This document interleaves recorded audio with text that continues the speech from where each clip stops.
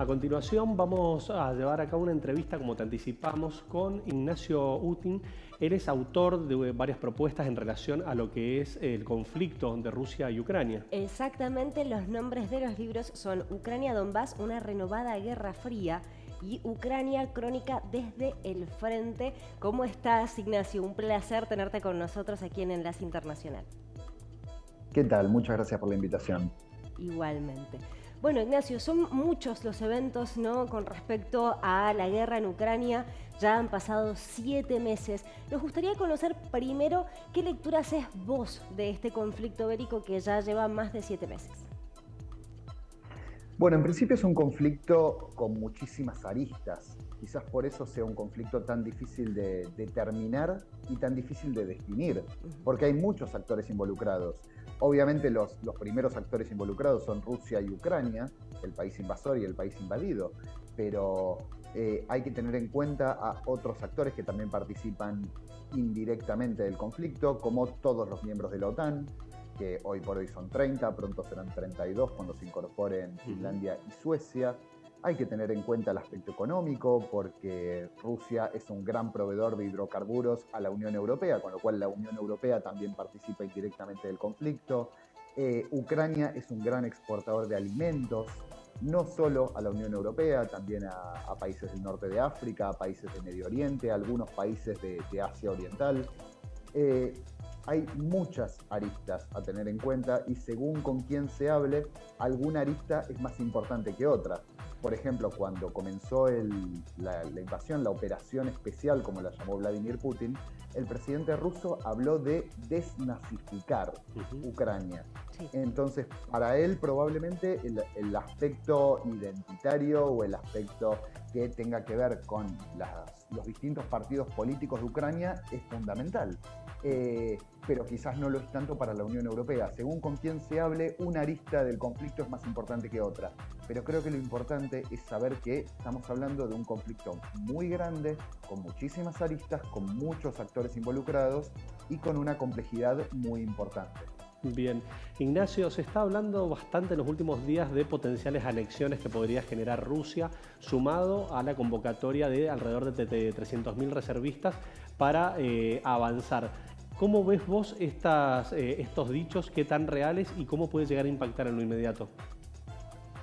En principio, Ucrania llevaba adelante desde principios de septiembre una contraofensiva que fue, diría, sorprendentemente eficiente, porque durante las primeras 2 semanas de septiembre Ucrania recuperó mucho territorio, más de 6.000 kilómetros cuadrados, que es más en 2 semanas de lo que avanzó Rusia en 5 meses. Es mucho, es un avance muy importante, con lo cual era esperable que más temprano que tarde Rusia respondiera a esa contraofensiva. Primero respondió con este llamado a una movilización parcial de 300.000 reservistas, que es un número muy importante porque a comienzos de la invasión, si bien no sabemos exactamente cuántos soldados participaron, sabemos que fueron entre 150 y 200.000 soldados. Si ahora se incorporan 300.000, es más del doble de aquellos que empezaron la invasión, con lo cual estamos hablando de una escalada muy importante. Después podemos hablar de qué clase de soldados son los que se incorporan, si tienen suficiente formación, si tienen suficiente capacidad, o si son cualquier persona que el gobierno ruso tuviera a mano. Y eso hasta ahora no lo sabemos. No sabemos exactamente qué tipo de personas van a ir a Ucrania. Y los rusos tampoco lo saben. Por eso en los últimos días se ha visto a muchísimos rusos yéndose del país. A Finlandia, a Mongolia, a países de Asia Central, a Georgia. Mucha gente se está yendo porque creen que la movilización va a ser más grande, que van a ser más de 300.000 personas. Y por otro lado, hay una segunda razón por la cual probablemente escale este conflicto en las próximas semanas, que son los referéndums. Rusia llevó adelante referéndums en 4 regiones y media en los últimos días, que son Donetsk, Lugansk, Zaporilla, Kherson y partes de Mykolaiv. Regiones que no están 100% ocupadas por Rusia. La que más está ocupada es Lugansk, pero Ucrania recuperó algunas zonas de Lugansk. todo el resto están parcialmente ocupadas por Rusia. Bien. Estos referéndums, como era muy probable, dieron a favor de la anexión de estos territorios a Rusia, referéndums que no fueron democráticos ni nada parecido, con lo cual era muy obvia y muy esperable el resultado. Y eso significa que van a ser incorporados de facto a Rusia. Si son incorporados de facto a Rusia, Rusia va a considerar cualquier avanzada de Ucrania sobre estos territorios como un ataque a la soberanía de Rusia y por lo tanto como un aval a defenderse, digamos, a defender su territorio o lo que Rusia considera su territorio. Claro. Y en ese sentido es importante recordar que desde 2020 existe la doctrina nuclear de Rusia que establece que solamente se puede usar armamento nuclear en caso de defensa cuando la soberanía y la integridad territorial de Rusia están siendo amenazadas. Con lo cual es probable, existe la posibilidad de que Rusia ahora sí utilice armamento nuclear. Hay que preocuparse mucho por esto. Claro, bien, justamente por ahí iba a ir mi pregunta, de decir, hey, hay posibilidades de llevarlo a una escala, y de hecho hemos visto también a, por ejemplo, Stoltenberg, que es el titular de la OTAN, decir que hay que tomar en serio estas amenazas, o sea, que no hay que tomarlo a la ligera, como él mismo dijo, no es un bluff el tema de la posibilidad de que haya el conflicto escale hacia lo nuclear. Yo creo que es una posibilidad muy concreta. De todas formas, también creo que Putin lleva 22 años en el poder de una potencia militar, como es Rusia, y tiene muchísima experiencia política, muchísima. Guste o no, es muy probablemente la persona con más experiencia política en el planeta, hoy por hoy. O una de las que tiene más experiencia política. Con lo cual conoce las consecuencias de usar armamento nuclear. Sabe que si existe esa posibilidad, si usa armamento nuclear, es posible que la OTAN intervenga ahora sí en forma directa. Es una posibilidad. Con lo cual creo que Putin lo va a pensar muchas veces antes de recurrir a armamento nuclear. Pero la posibilidad existe y sí, concuerdo con que hay que preocuparse. Ignacio, no quería dejar de preguntarte justamente cómo repercute desde tu interpretación el proceso electoral que se acaba de llevar a cabo en Italia, que coloca potencialmente, con el pedido de Sergio Mattarella a Giorgia Meloni, la puede colocar como primera ministra. ¿Puede haber un giro en cuanto a la política exterior de Italia por el triunfo de Meloni? ¿Y cómo podría llegar a repercutir dado el caso? Yo no creo que haya muchos cambios. Meloni se esforzó mucho en insistir en que Italia no va a cambiar, que ella apoya a Ucrania, que ella apoya las sanciones. No es el caso de Matteo Salvini, el líder de la Lega. La Lega va a formar parte de la coalición gobernante y Salvini, por ejemplo, está en contra de las sanciones comerciales a Rusia, lo que lo acerca mucho a Víctor Orbán, el primer ministro de Hungría, que, aunque Hungría es miembro de la Unión Europea, no impuso sanciones contra Rusia y sigue comprando mucho gas de Rusia. Ha tenido además sus acercamientos. Con lo cual puede despertar algún tipo de polémica, algún tipo de disputa al interior del próximo gobierno italiano entre los hermanos de Italia de Meloni y la Lega de Salvini. Puede haber algún tipo de disputa interna, pero en principio yo creo que no debería haber ningún cambio. Bien. Ignacio, teniendo en cuenta también lo que ha pasado esta semana en cuanto a la fuga en los gasoductos Nord Stream 1, Nord Stream 2, justamente en zonas económicas de Suecia y Dinamarca, en donde se acusa, o sin nombrar directamente a Rusia, se habla de que posiblemente haya sido acto de un sabotaje. ¿Crees vos que Rusia podría haber hecho este sabotaje allí en la zona económica para sabotear justamente la llegada del gas? Es una gran pregunta y hemos visto a gente decir todo tipo de especulaciones, especular cualquier tipo de cosa. Yo no tengo ninguna prueba.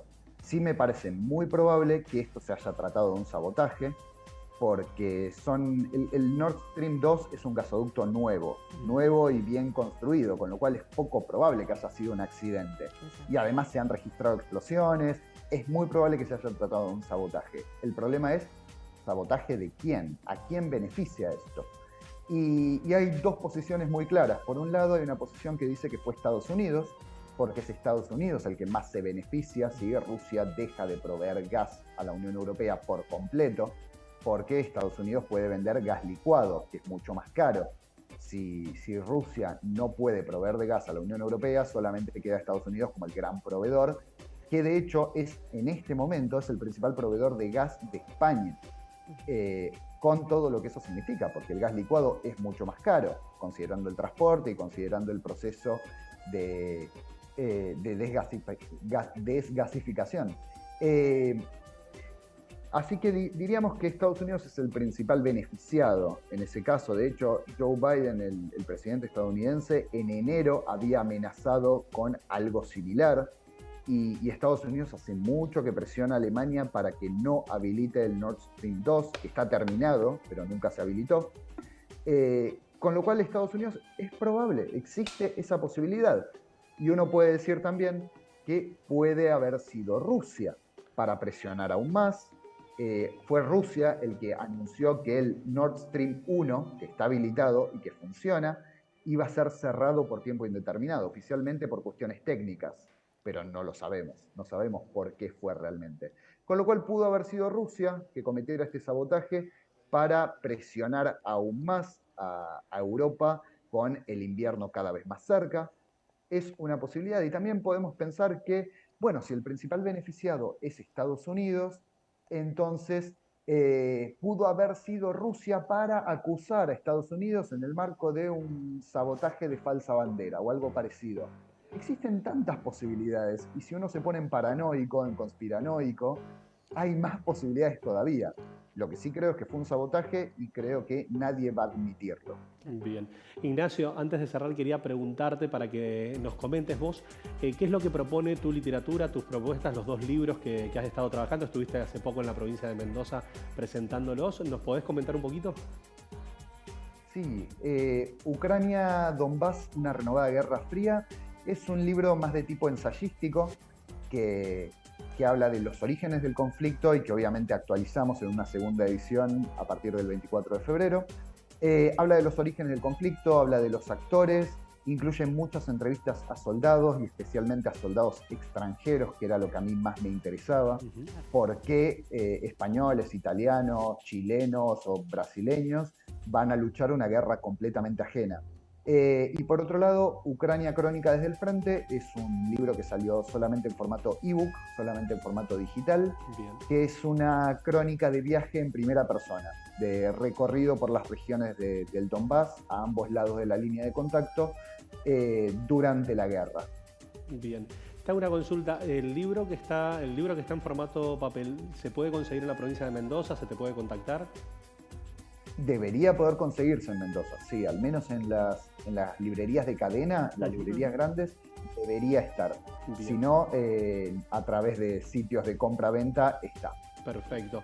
Ignacio, te agradecemos muchísimo el ratito que nos has brindado. Bueno, te vamos a estar molestando en el corto plazo seguramente. Será un placer, que tengan buenas tardes. Muchísimas gracias.